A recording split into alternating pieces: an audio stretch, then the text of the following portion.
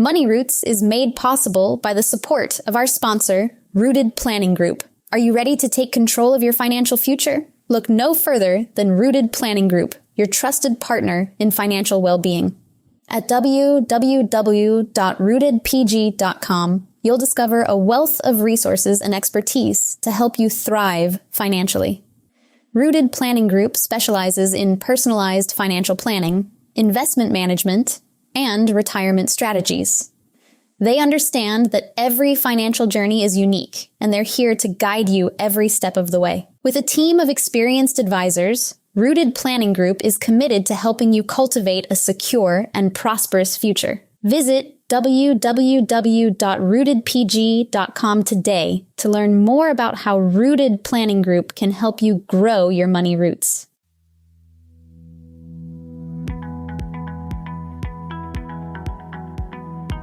Welcome to Money Roots, the podcast where personal finance gets personal. Each week, Amy and her guests dig deep into the world of finance, making it more approachable and understandable for everyone, no matter where you are on your financial journey.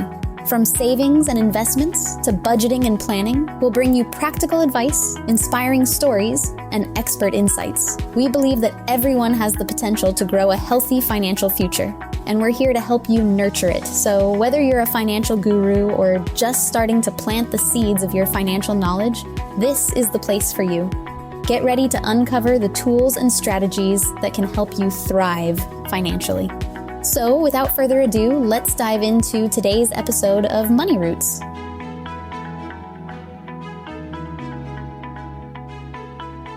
Well, welcome back, Money Root listeners. I'm excited to have a guest with me today on the podcast, Dr. Brett Dick. He is a PT specialist, a doctor that specializes in physical therapy, and one that both Brent and I have had the pleasure of working with over the last couple of years. Both of us had some little, I would say, glitch in our giddy up. And so we were able to work with him. And as I got thinking about things that are important to some of the listeners, certainly when it comes to medical advice and some issues with our bodies and potentially having surgery or not having surgery, that is a big financial impact, not just from a standpoint of, okay, yes, the surgery and the financial impact there, but the time off from work and the recovery and all of that goes along with it. So I thought it would be really great to have a conversation about the benefits of seeking out physical therapy. And so before we go down that road, Brett, why don't you give us a little bit of history about yourself? Maybe share just a tad bit, I guess you want to say, about how you decided to get into this profession and a little bit about what it is. I think people have in their mind, I have surgery, I have to have physical therapy. But both Brett and I were proactive about it. We actually sought out physical therapy to try to avoid having surgery. So I grew up in the area in Big Flats, and I went to Corning School District. And I remember one day somebody came in to talk about career day, and they were talking about PT. And I was always interested in sports and in things that were active. So I thought I kind of looked into it more, and I thought that was exactly what I wanted to do. So I kind of had that in my mind, and I ended up going to University at Buffalo because they had a physical therapy program there. So I got my degree there. And I didn't really love the typical PT model. So when I graduated, I just decided that I wanted to open my own clinic. And so I opened Limitless Performance Physical Therapy in Big Flats, and I help people that are active, the gym-goers, runners, a lot of people that kind of get lost in the typical system and people don't have answers for. So that's where I'm at. Yeah, and you do some clinics throughout the course of the year too, occasionally. I know some running clinics and some clinics around, the sports like what you're talking about. So the idea being, you can be preventative and injuring yourself too, right? Or trying to not injure yourself, or you can take maybe you have a little bit of a, like I said, a glitch in your giddy up that's been long term, and you're trying to figure out, is it form? I know when you were working with me, you said that it's almost like one side drops a little bit more than the other side when I walk, and so that's causing my body to be out of alignment. And I was seeking a lot of, and I still do preventative care, otherwise, like chiropractic care and those kinds of things, but it was amazing the time that we worked together, how very simple exercises initially led into some more complex ones, but those very simple exercises just helped my body sort of recenter itself. And it's I always explained it to people as like, if you're a golf player and you've never had any golf lessons whatsoever, and you've developed all these really bad habits as a golf player, and then you decide you're going to go hire somebody to actually teach you how to swing properly, and your body feels like that's foreign to you, like that's a foreign swing because you've always done it this other way. And that was what I noticed initially, was it felt like my body wanted to revert back to the old way of me doing certain things. And I still do those exercises. I kind of mix them up here and there, but my body can very easily revert back to that old form. And I know for me, again, it was a hip thing, right? I knew that my hip was out of alignment, and I didn't know but it was causing pain in my knee. That's where the real pain was in my knee. And I'm thinking, gosh, am I going to require like knee surgery? And having had a lot of clients over my 30-year experience, thinking, I've heard how painful that is. Very fortunately, Brent had some experience with you and was trying to avoid shoulder surgery, thinking he might need that. And so we worked together to try to correct some of those form issues more than anything. And so when you said that you launched your practice to try to avoid the traditional PT, tell me a little bit about, when you're working with people, because it's not the traditional sort of PT practice, what's your process when people come to you for that kind of care? Yeah. So, we try the root issue is like the main thing, like you mentioned, like addressing the hip issue that was causing your knee pain. I think those are the big things that get missed a lot with traditional PT. Somebody comes in, they have knee pain, so they give them all these knee-focused exercises, and then it doesn't get them better, and then they're just like, well, I guess maybe you need surgery then. But addressing the whole body and figuring out like where those weak links are, what muscles are weak in different areas, and fixing that could definitely be a huge game changer for people in avoiding surgeries, unnecessary surgeries. Yeah. And the way that you charge, and everybody would be different. Like if you're thinking about the way that people charge to get PT, you charge for, well, at least we signed up for sort of a package, right? So we said, okay, we're going to pay for this package, and you don't work with insurance companies, but we could submit the claim to the insurance company if they would cover it. Now, we didn't get pre-approval or any of that kind of stuff, and we didn't end up submitting it, but that would be if a physician said you're going to need some kind of, or they could get a doctor's note saying they needed PT, then that's something that potentially insurance would cover. It's just that the person would have to submit it. But one of the things that we loved about working with you, and I think if anybody listening to this is seeking physical therapy, is that you're not limiting the coverage or limiting the service to what the insurance company says you can do. Yeah, exactly. And that's why I wanted to do what I wanted to do, because a lot of the traditional PT places, they got to do a lot of things that aren't really best for the patient. Like whether it's like somebody sits there with a hot pack on their back for 10 or 15 minutes just because I got to be over here working with someone else because there's 2 or 3 people I'm working with in an hour time slot. I can spend a full hour. We can look at exactly what's going on and keep eyes on what you're doing and make sure that what you're doing is going to help you and that kind of thing. Like that's one of the biggest things. Like you said, I typically get people in for like a plan of care package kind of thing so that we can make sure that we hit every different aspect too. A lot of people get discharged before they're really ready to go because they're like, oh, your knee feels better. Now we'll kick you out the door because you're good to go. And then the real root issue, like I said, doesn't get addressed and the pain comes back. So we always make sure that we kind of take people through like a 3-step process of like reducing pain, addressing the root cause, and then just building more resilience and making sure that you're good to go. Mm-hmm. And typically, because I came to you, like I said, for knee pain, and the diagnosis was actually, it's not your knee, it's your hip. And that was something that I don't remember if it was the first or second session, but I think you questioned where the actual pain was coming from after the very first session. Like, are you sure it's coming from the knee? Or, it's taking that time, and like you said, the individual time to analyze it.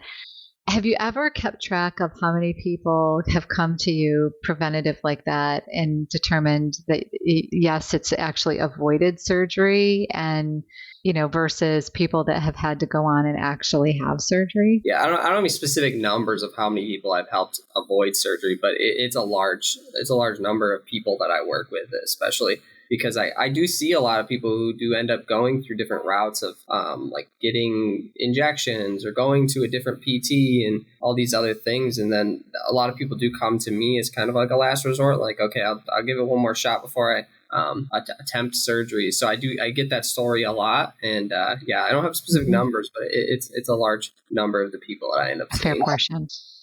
It's that self-care side of things, right? It's taking care of ourselves. It's making sure that we understand how our body is functioning. Do you find that most people that come to you because of your vocation, they are some sort of sports injury, or is it really across the board? It could be something from like occupationally driven, like, the way I sit at my desk or the way that I stand at work, or is it kind of across the board as to what you see? It's definitely across the board, but largely like people that are they either go to the gym and work out, or they're like I said, they're like, I work with a lot of runners, but there's definitely people who either they just walking is their exercise, or people don't necessarily do any like real exercise. Maybe like 10 or 15% of the people I see would be just people who have neck pain or back pain sitting at their desk at work and stuff like that. So yeah, I definitely see things across the board as well. Yeah. So when you think about the structure that we have as people, right? Where would you say are the majority of people that you see anyways? Where is the majority of the problem or the points of problems, pain points that people are coming to you with? A lot of people have shoulder and back pain. Those are probably two of the biggest things that I see. A lot of hip pain as well, and a lot of those things stem from like issues in your core region, or just stability at those joints. The stability side of things, you're saying, like that. Yeah, basically like coming you were to you. mentioning. Yeah, with the outer hip muscles, big stabilizing muscle of your hip when you're walking and running and things like that. So yeah. And so, I mean, quality of life is always something that we think about that's really important to people, especially as we age, unfortunately. Would you say that the majority of people that you work with are showing it's probably an injury, or it's probably something repetitively that they've had for quite some time, and it's gotten to that point of I would say inflammation that's so severe that's causing pain? Or are you also working with younger students that, I say students, but younger people that maybe have some kind of athletic injury? Yeah, it's definitely a mix of both. I see a lot more like older adults, like active adult people that, like I said, runners. They're definitely those types of people that they push through a pain, and then they just finally can't take it anymore, and then they decide they need to get some help from someone. Yeah, and the problem with waiting too long is the fact that they're in such pain, and unfortunately, I think to set an expectation. The pain didn't start and happen overnight. It's not going to be solved overnight, right? So they come to try to get some relief, and it takes, I know for me, it has taken even past the time that you and I worked together. It was much better, and the only reason we aren't working together at the moment is because I'm in Florida. So it's just that remoteness, but the time that we worked together, it was getting better, and it was starting to feel better in longer periods of time. But it even took beyond that period of time continuing to do those exercises before I realized, hey, no, I'm not noticing this quite as much. Like it's going 2 or 3 weeks and then, I'm not feeling that deepness of the pain. And if I overdo it, I definitely am like, yep, that was more than I should have done. Go back to the basics, do some of those really early entry stages. But it does take a few weeks or months to actually see the full fruition of the treatment, the therapy actually, I would say, work. So I always like to set that expectation. If somebody's listening to this podcast and they're like, yes, that's what I need. I've let this injury, get to me. I'm having a lot of shoulder pain, knee pain, whatever it is. I think I'll go work with a physical therapist. Have the expectation that they're not miracle workers. It does take time. Yeah, definitely. If you wait longer, the longer it takes to recover from things. So, definitely being proactive about it is way better. But the good news is, we spent, 45 minutes to an hour each week with each other, and that's all. Like I wasn't off from work for extended periods of time. I wasn't applying for disability. I wasn't, I didn't need to be away from my coworkers, my friends, my clients, all of that good stuff. So just, investing in myself for that 1 hour while I was with you, and then about 45 minutes initially every day, and then every other day to practice what you gave me was about the time frame that it took. And I did the math on that to come up with, of course I did the math, right? I did the math on that to say, well, what did it cost for me to actually go through the therapy? Like what was the per minute cost? So if you were to guess, what would you say the per minute cost is for your services? Just if you were to take a wild guess. Never thought about that. It's probably like under $1. Oh, sorry, I lost you there. What did you say? Probably like under $1, maybe. I don't know. Oh. So you cut out on me just a little bit, but it was like the total, the grand total cost is what I calculated was 0.08 cents. Oh, wow. Yeah, that's lower than that was a lot lower than I thought. 0.08 cents. Now I was faithful to what you told me to do and how often you told me to do it. So everybody's output might be different, but it was 0.08 cents was what it ended up being. And so, when I look at that and think, okay, well, what would the cost be if I had to be off from work and lose, only get part of my income, or if I had to be paying a high deductible premium because I had to have surgery and follow up PT on top of that.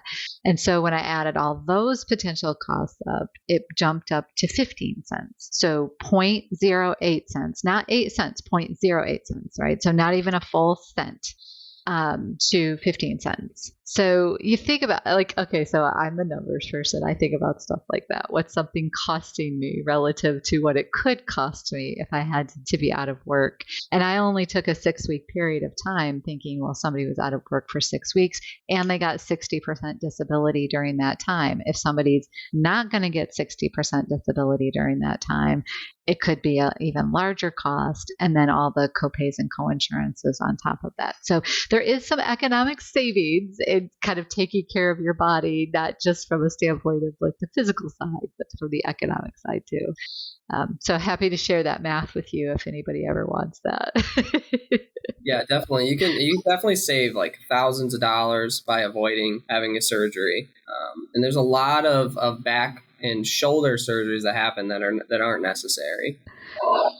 Well, I think, is there anything that you would love to share? Like if people are interested in exploring physical therapy as an alternative to their care system or on top of their current care system, is there anything that you would like to share with them as far as expectations? Because I think that this isn't an area that people often go to as hey, I'm not feeling well. My body isn't feeling well. Let me go seek out physical therapy. It's let me go talk to the doctor. And I never even talked to my doctor about it. I went directly from seeing it work really well with Brent to I'm just going to go try this. I'm not even going to have a conversation with my doctor.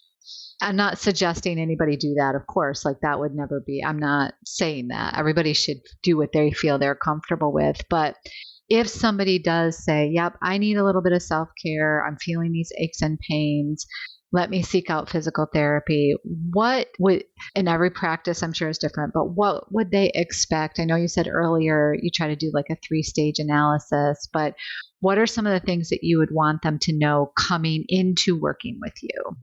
Yeah, so actually that's a big thing, is that you really don't need to go to your doctor before you come talk to me. A lot of times people will do that and they get sent down a route of either pain meds or injections or surgery that are totally unnecessary and add more costs. We didn't even talk about pain meds and injections that are an additional cost that a lot of people incur. But yeah, definitely, if somebody comes to me and they're interested, they think, hey, maybe you can help me. I always do like a phone consult, talk to them for 15 minutes about what's going on before they even come in, just to make sure that this seems like something I can help them out with. And then if it's not, then I'll kind of point them in the right direction. But yeah, I definitely want to make sure that we can help people and kind of save them a bunch of headaches by going other places. Well, Brett, it has been such a pleasure to have you on the show and to get some information about how physical therapy, works, how people can work with you. And we're going to put some notes, some comments in the show notes for people, some contact information and ways that they can reach out to you if they're interested in caring for themselves this way. And if there's any bits of information that you'd like to share with them, links or anything like that, we'll make sure that we grab those and put them in the show notes as well. So we really appreciate your time. We know that this is a part of your busy season as well, as people are coming off some, crazy winter tightness. I think that's part of the problem that I always have too, is my body gets really tense and tight when I'm cold, and that can cause whole other line of issues that are happening. But we do appreciate your time. And again, thank you so much for being on the show today. Thanks for having me. You've been listening to Money Roots, your go-to podcast for making personal finance accessible and approachable. Thanks for joining us today. Amy and her guests have enjoyed guiding you through the roots of your financial journey. Remember, whether you're planting new seeds of financial knowledge or nurturing the growth of your existing financial plans, Money Roots is here to support you every step of the way. Be sure to follow them on Facebook, X, LinkedIn, and Instagram for more resources. And, of course, subscribe to Money Roots wherever you get your podcasts so you never miss an episode. A big thank you to the sponsor, Rooted Planning Group, for making this show possible. At Rooted Planning Group, they're committed to helping you cultivate a thriving financial future. Until next time, keep growing your money roots.